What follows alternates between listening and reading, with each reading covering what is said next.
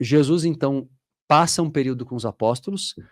O próprio evangelho canônico fala dos 50 dias depois que Jesus ainda está entre os apóstolos, só que é colocado como se ele estivesse num corpo glorioso, um corpo diferente. Na verdade, ele está ali em corpo físico mesmo.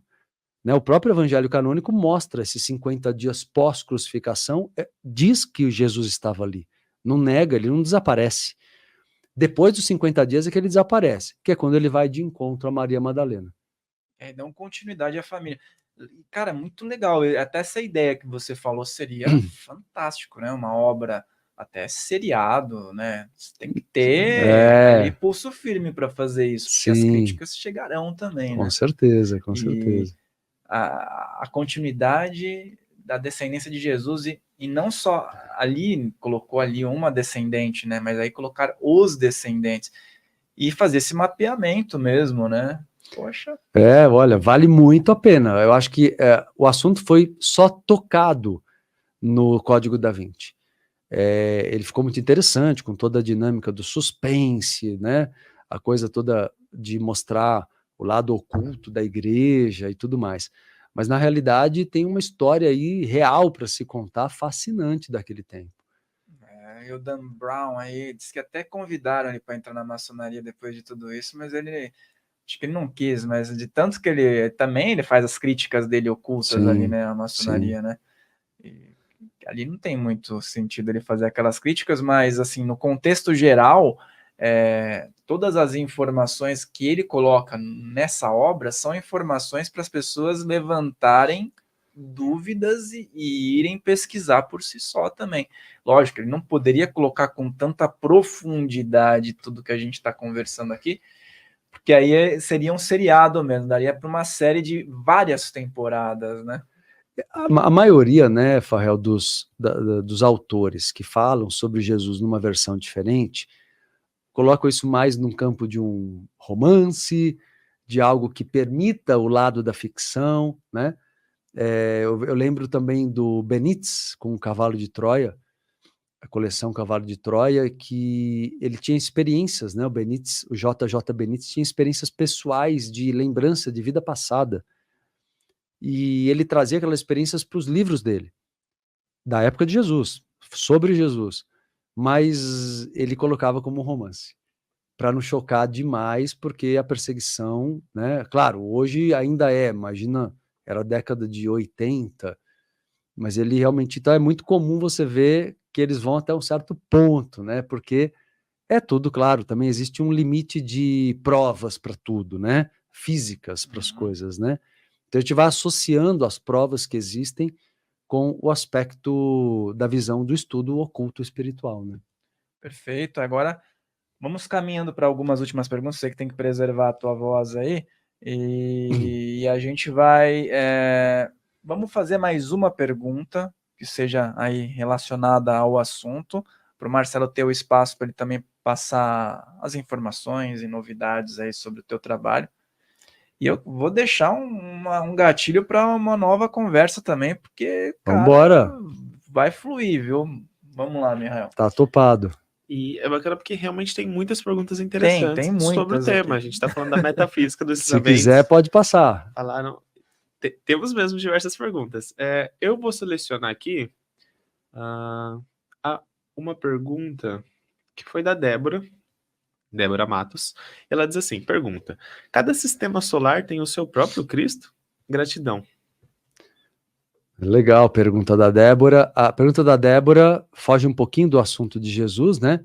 Mas entra na questão da cosmogênese que a teosofia aborda.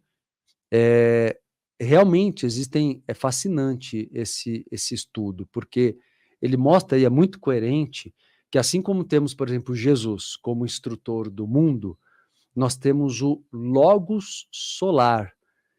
Então, um sistema solar, ele tem um ser que cuida. Olha que interessante, você tem Jesus como um instrutor, ele está numa hierarquia. Acima de Jesus, existem muitos seres, e existe um Logos planetário. O Logos planetário é muito mais do que um Cristo.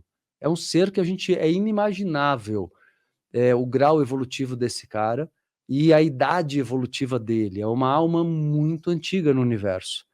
E ele cuida do planeta Terra. É como se o planeta Terra fosse o corpo físico desse ser, que é o Logos planetário.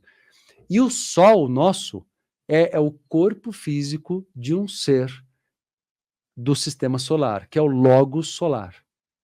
Então, na verdade, é ocultismo puro, né? A pessoa tem que mergulhar num outro olhar sobre a realidade, quebra de paradigmas materialistas e entender que existe uma hierarquia gigante que a gente não imagina. Mas eu acho que é uma coisa que as pessoas têm que se abrir para isso, né? Quando param para ver que o universo físico ainda é inimaginável. Ninguém imagina o que é o infinito, né? Ninguém imagina o que é o que há além desse universo. Então, a física quântica hoje cogita multiversos e já apresenta outras teorias científicas, né, para mostrar que nós não estamos, o nosso universo não é o único. Desculpe.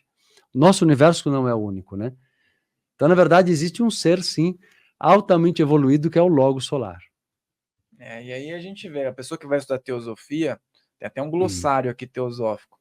É um estudo aprofundado ali, né? Pega a cosmogênese, né, como você falou, e aí faz a relação ali, pega um glossário, porque tem muitos termos, não, né? Tem páginas que tem o texto assim e o pé de página é assim, né? Na verdade, é tanto número, é tanta citação. Que a pessoa fala assim, vou dar uma relaxada aqui, vou ler um livro. Não, pegue esse. Doutrina Secreta de Blavatsky. Blavatsky foi muito disruptiva, né? Muito fora da caixa. E como que ela acessou isso? Até comentar isso, porque é um assunto tão extraordinário que a maioria fala, gente, parece loucura. Mas, na verdade, quando ela acessava essas informações em experiências de projeção de corpo mental, ela tinha domínio bem razoável de projeções de corpo mental. E é isso que permitia a ela acessar os registros acássicos, que é a memória integral, né, do universo. Existem registros, as pessoas falam muito hoje em dia em registro acássico pessoal, mas existem os registros acássicos universais, onde você tem a história do universo desde o primeiro momento. E ali você encontra todo esse conhecimento especialmente sobre o sistema solar. A teosofia, ela nem se arrisca muito com o universo todo, mas ela fala muito sobre o sistema solar. Foi uma reunião de materiais mesmo que fez a diferença para quem gosta de estudar, né? Tem que gostar mesmo. Tem que gostar. Né? Porque é profundo. Se você gostou desse corte, lembre-se de deixar seu like, de se inscrever nesse canal e fortalece nosso canal principal, porque todos os cortes vêm dele. Se inscreve no canal oficial Filhos do Todo e o episódio completo está aqui na descrição. Fael Molina falando, um grande abraço.